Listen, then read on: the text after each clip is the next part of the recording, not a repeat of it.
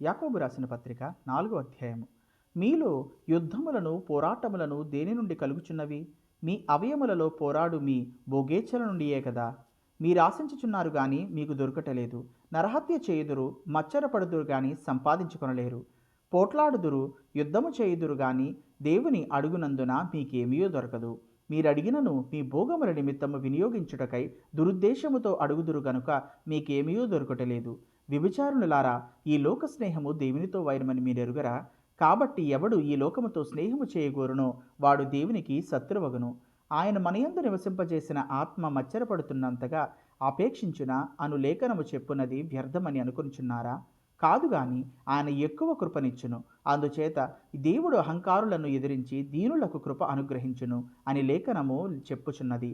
కాబట్టి దేవునికి లోబడి ఉండుడి, అపవాదిని ఎదిరించుడి, అప్పుడు వాడు మీ యొద్ద నుండి పారిపోవును. దేవుని యొద్దకు రండి, అప్పుడు ఆయన మీ యొద్దకు వచ్చును. పాపులారా, మీ చేతులను శుభ్రము చేసుకొనుడి. ద్విమనస్కులారా, మీ హృదయములను పరిశుద్ధపరచుకొనుడి.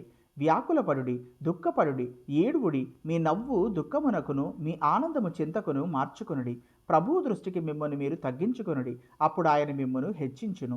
సహోదరులారా, ఒకనికి విరోధముగా ఒకడు మాటలాడకుడి. తన సహోదరునికి విరోధముగా మాటలాడి తన సహోదరునికి తీర్పు తీర్చువాడు ధర్మశాస్త్రమునకు వ్యతిరేకముగా మాటలాడి ధర్మశాస్త్రమునకు తీర్పు తీర్చుచున్నాడు.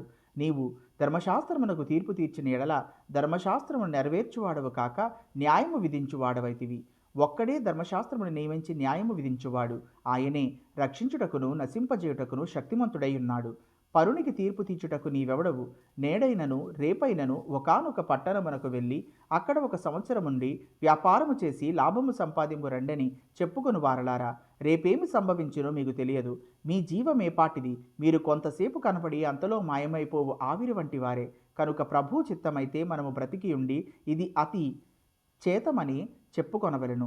ఇప్పుడైతే మీరు మీ డంబముల యందు అతిశయపడుచున్నారు. ఇట్టి అతిశయమంతయు చెడ్డది. కాబట్టి మేలైనది చేయ నెరిగియు అలాగు చేయని వానికి పాపము కలుగును. Thank you.